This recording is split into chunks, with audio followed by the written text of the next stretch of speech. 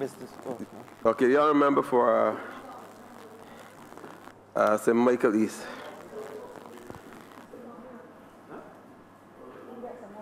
Thank you, Mr. Speaker, for your generosity and also that respect for seniority in the circumstances. Sir, 2 days after this matter came before this honorable House, I took the opportunity to journey from these noble halls across Corey Street. I went Marhill Street. I went Amen's Alley, and I did that twice in order to determine if what was occurring here had any major impact or any relevance to the ordinary man and woman in the street. So I have actually committed myself to represent that class of people based on those people who I assume supported me and caused me to be a member of this highest house in the land. I did not then believe that I would have to even speak on this important matter of the estimates 2018 to 2019. But based on what I've heard yesterday, I think it was yesterday that the Minister of Social Care spoke, I was of the opinion that a man being responsible for an institution that is responsible for dealing with transfers, I felt that I had to explain the fundamentals that undergird the importance of transfers. Based on a surprise and a departure from the firm commitment to social democratic principles that I heard coming from the Honorable Prime Minister, I thought that today I had to intervene and to make a contribution. Now I know some people say that history repeats itself. Some also believe that at this present juncture, there's a catastrophe or something cataclysmic, special events that is slicing through the moral fabric of this society. And they believe that the threads that bind the past to the present have been slashed. And therefore, there's no need, and I've heard it more than once, there's no need to reflect on history in order to understand the importance of progress that we have made over a number of years. I want to be able to defend in this contribution that socialist agenda. I want to be able to defend to those disloyal servants of the people why the welfare state is still of some importance to us. And if we did not have that welfare state, And if that welfare state did not fall within the precincts of a social democratic guideline, all the complexities of class and race and gender that we had yesteryear would be still very much present today. And that is why I say, and I hope that I'll be able to keep on track on this one, because I don't want to make a flimsy contribution. I want to be able to say something that makes sense. And I don't want to go to the Minister of Social Care too early. Now, sir, the cataclysmic events that I speak about is not just sewage on the South Coast. It's not just crime in the country at this specific moment. But we have had a long, courageous, vivacious, and challenging journey in order for us to get here. And we had to face uprisings, as some people mistakenly misrepresented, distort what occurred in the 1930s, which some people don't like to hear about. But I will be able to explain to you the importance of the past to what is happening here now. Now, some people don't want me to make reference to the Great Depression, because there are some people who like church and will go into church every Sunday dressed in their best wear, and will sit down and listen to people talk about what transformed during the period of BC, but they don't want to hear anything about what we had to do in the 20th century that brings us to the point we are in the 21st century. And that is the type that now represents the interests of people across Barbados. I don't think it ever existed before. Now, sir,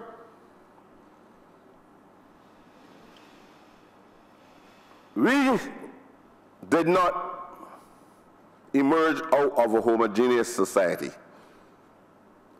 We were the subordinates in a society of many different types. And I talked to you about class divisions, and up to now, Barbados is one of the most complex societies when it comes to social stratification. Black men that accumulate money, and there are very few of them,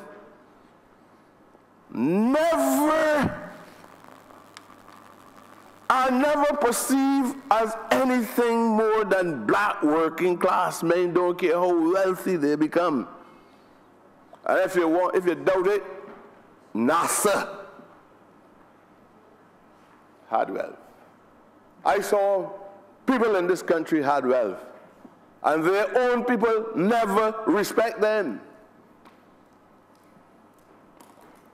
They are perceived the same way now as they were perceived then. Other persons in this society, even when they are broke, this society respected them.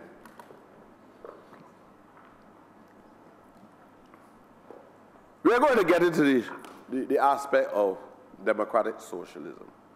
But I heard a minister who is responsible for social care condemning all the good work that occurred, that enabled black school children, girls and boys, coming out of the transition out of colonialism in hard times, who could not get a meal, a pass, or an underwear as a result of any earnings by their mothers and fathers, being condemned for going to Queen's Park in a program which the state, through subsidies and transfers, was able to feed poor people children who end up at Commonwealth Secondary School. And I know some of you in here are the grandchildren of some of those very parents. You don't like to hear it. At all different levels in here, nobody don't like to hear it. But I'm going to speak it till the day I die. I hear them describe it in the most pejorative manner. If you had to come out of those hard, barbaric times, there would have been a moment of transition. No black man, most black men and women could not feed their children on 2 shillings and 6 pence a week. And when a young man got a little bursary to go to Commonwealth or any of these schools, sometimes they had to hide from the children at school because their survival rests with what was given to them in the park by Ernest Dieter Morley. I don't mind the distortionists that make you believe that you can jump out of slavery and come up to the top of the hierarchy of the ladder. It never happened so nowhere on earth. No minister of social transformation who have done so much injurious things in his life should be presiding over such a ministry and totally ignorant of that journey that contributed to the development of a welfare state. You have out there to the southern side of this parliament where every MP, including the PM, the Prime Minister of this country, we look to the south of this parliament and we see our brothers and sisters lining up for food. You can't look at that and put any kind of pejorative interpretation to it. It is a sordid observation.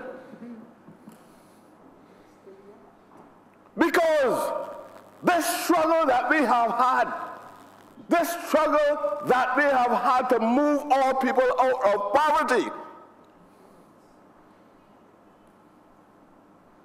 we should not be now looking to the south of this parliament and seeing our brothers and sisters sitting down, no cover over their head, rainfall or sunshine, they will go there to eat food every day. How can you be condemning that? You have to ask yourself if you are a minister of social care and something called constituency councils or empowerment, something long thing. That's a dissertation in itself. I have never seen a ministry on it, the Sun, that got about 45 words in order to tell you who it is. You're going to spend about 9 months, especially with a slow learner. They're going to spend real months to understand the ministry that he's responsible for. Poor people out there by the senator, close to Trafalgar Square, staring up in the eyes of Horatio Nelson, looking for a meal. And he is the biggest advocate of condemnation. Point out they ain't on the quorum. I met the come back in. Point out the chairman, they ain't on the quorum. There's no quorum. Yeah, I don't want about if one of them stay here talking. I talking to the people. They can walk out. I know what they did, you know. They went and met with a non-black man, a Caucasian man. And he invested in our parliament by talking with talk anyway. And he invested, he told them, if you get rid of Prescod, I will talk and I will call his name at the appropriate time. He told 2 ministers in here, if you can get rid of Trevor Prescod out of parliament, I guarantee you all the election funds. When I reveal it to you, and I tell you who the individual is, you will never believe it. I ain't fabricating the stories. I know what is happening in this country. I've been here, sir. And I have seen men walk those stairs without anything on them. Men that would never speak to black ministers in Barbados. Who those ministers could not go to their offices without an appointment. I have seen those men walk up these stairs to members of this present government. They come into my community in recent days. They put a little patch on the top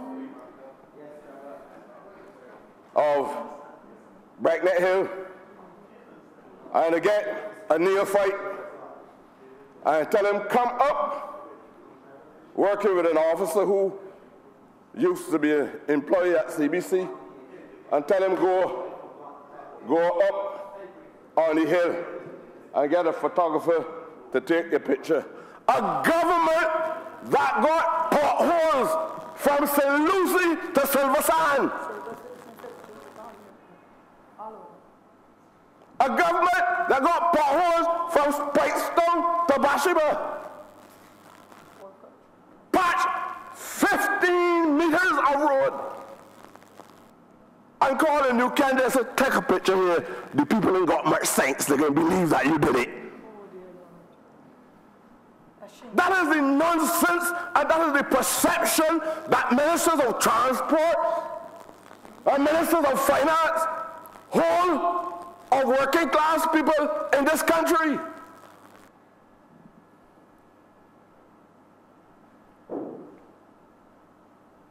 And that is why they cannot understand what their responsibilities are. People who are involved in all forms of racketeering want to ascend to high office. Look, this journey by this Barbados Labour Party is one that we can be proud of.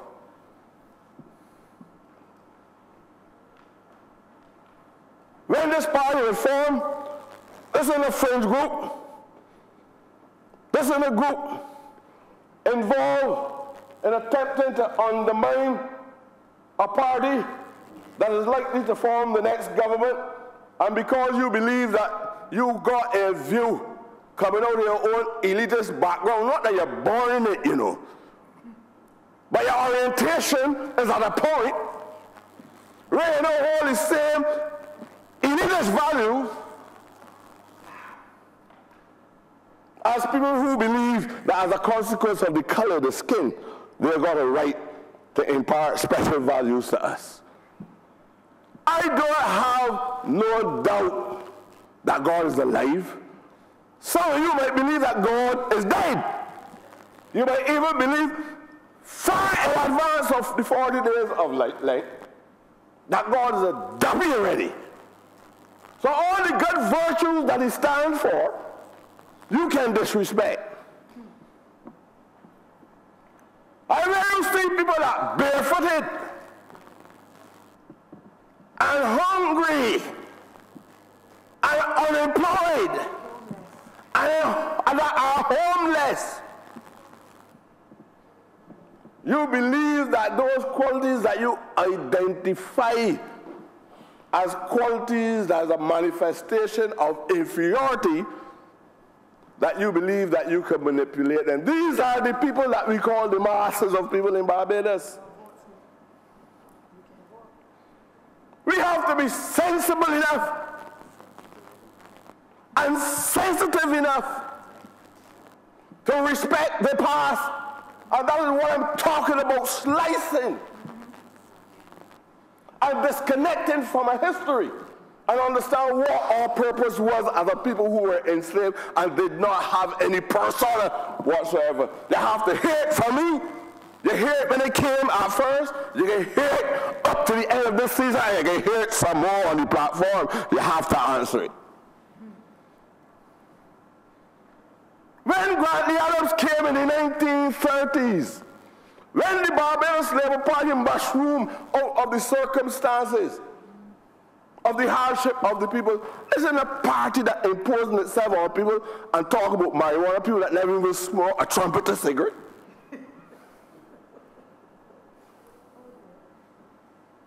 All of a sudden, everybody feel we have got the saints as people. I left this message regardless of what the future is. You can't get foolish enough. If you know the personalities for 5 minutes, they can't fool you. But we can legalize marijuana. And a parliament breaking for 2 hours to accommodate. A member. Hello. A member. Don't say the wrong thing. What is serious? What is serious? You want to fool people all the time. Put down Barbara Green, and put down patch holes across the country that you neglect for 10 years. And then somebody can come in here and say them is the leader of an institution and ask, how can machinery become obsolete after 20 years? Huh? Houses got estimated life of 10. I don't plumb with a 40-year house. I change it. You buy a car sometimes, and in less than 5 years, the car is obsolete. This is contemporary Barbados in a contemporary technical and scientific world. Things become obsolete at a rapid pace in 2018. How you can bring these people? All these people want to do is to undermine. I try to really find a term, sir, that would be good and musical to your ears. Because I got to talk about them in a different way in another place. But my great respect for you, sir, I would not say what I would love to say. I have to be discreet. And I sometimes I can't find a word that is suitable for such action or for such individuals. We have, sir. I want to really say 1 or 2 things about St. Michael's East. They asked you to remind me. I want to say a few things about St. Michael's East. But I will always pay respect to Wickham, Colonel Wickham. I have to know what Colonel Wickham was saying that made him what he was. Was not a member here. I have to say something to Ennis. I have to say something to Duncan O'Neill and Winter Crawford and these men who as journalists contributed something in a meaningful way because they want to shape and to be progressive and to contribute to a civilization, a Barbadian and Caribbean civilization. They were on a journey. We were not breaching fundamental principles that allow us to get out of where we were in the bowels of poverty. They didn't do that. They didn't do that. Some never reached the ascendancy to become parliamentarians, but they contributed in a meaningful way. Even in the Bush experiment, Grantley Adams had to take up a role out of fear. But he had to do it. When he was elected to the Executive Council, he knew it was a challenge because if the masses did not quite understood what he was doing, he would have put himself in political danger. This is a journey, but all of us knew that we were moving based on a principle. Welfare departments grants to organizations, not concessions for big businesses, not $19 million writing off in the taxation for the horse racing people. We were putting money in the hands, sending people to the welfare department. But the Crawford understood it. And that is why both Bradley Adams and Sir Aaron Walton Barr recognized the importance of him in contributing to shaping this country. What am I hearing now? A lot of reactionaries babbling nonsense in these chambers. That's where they can't get anything done properly. How can a people want to dismantle all of these socialist planks but granting concessions to persons because they got money? No principle. No principle. They appear to got passion on issues, but I know they are involved in theatrics. They are fooling people, and they have done it well. And that is the way they can float all kind of material things to poor people on the eve of an election, and believe in floating these things that black people so ignorant, working class black people so ignorant, you did not feed them for 10 years, but you get them a big ham, you get them a big hamper, you get them whiskey, you get them food, and you play music, and a small TV, and a laptop, and all of a sudden, you are Jesus Christ. Can't be right. It can't be right. The reason why we are in this state is because some people in here involved in skullduggery, involved in corruption. Some departments are genuinely so incompetent, genuinely so inefficient. But corruption is at the core of the excessive spending in the various departments and the statutory bodies. It is in the transport board. And that is why you move from 225 buses to 60. Explain.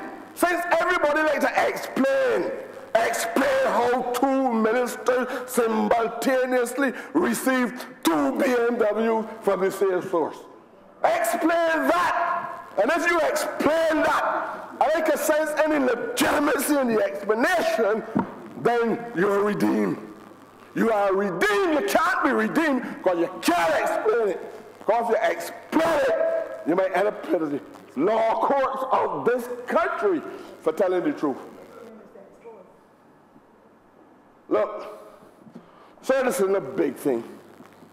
This ain't no big thing. There are estimates, produce estimates, about 5 and 6 hours of what? With the newspaper, couldn't even find 6 good paragraphs. Could not find 6 good paragraphs after talking about 6 hours. Life is not substance. There's nothing qualitatively about talking 5 or 6 hours. Substance is required. Not only poetry that is empty and meaningless, but people would like to know that they can experience a better quality of life than the experience that they're now going through. People ask, look, I would love to be able to spend 2 hours with you, Mr. Speaker. That constituency that I live in, from the time I came to Parliament, I begged.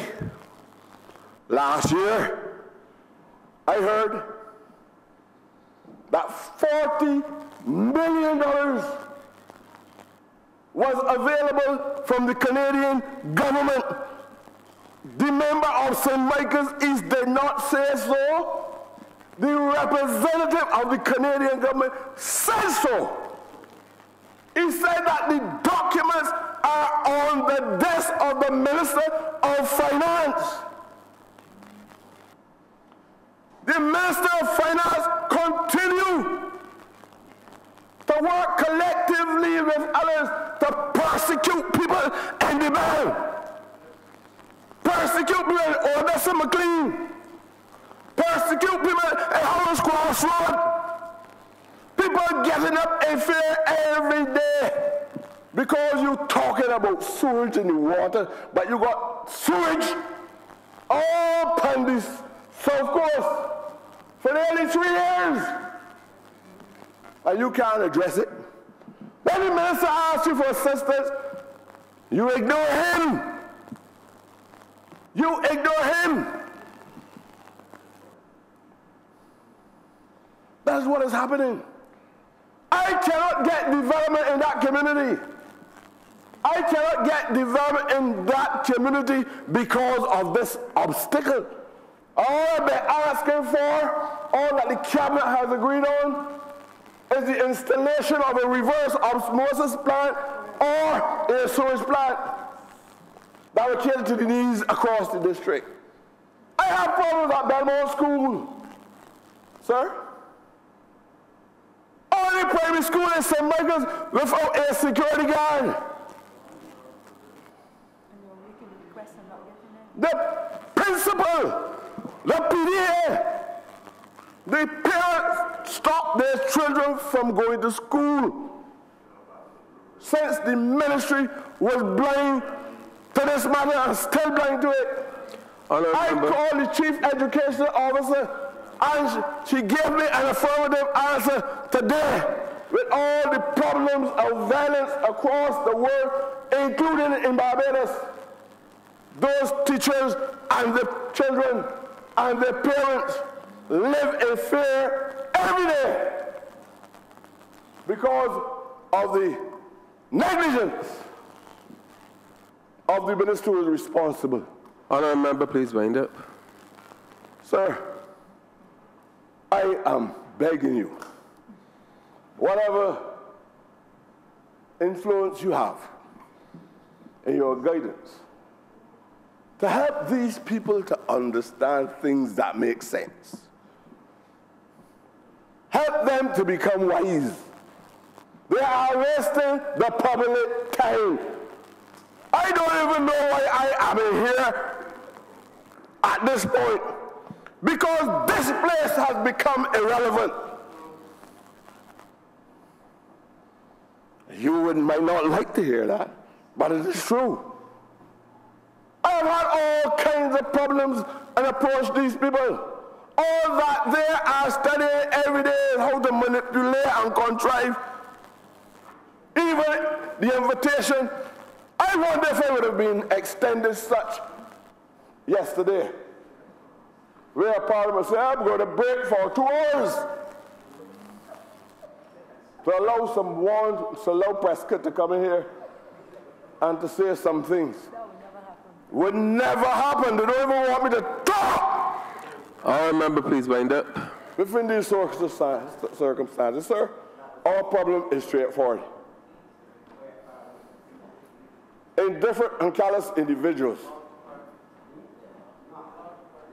If we can have the level of efficiency, if we can have that level of competency, if we can have that level of compassion and determination, there will be no problem. You will not have to ask any question if we can send people to the University of the West Indies free. You will not have to ask that. You have to ask it because inefficiency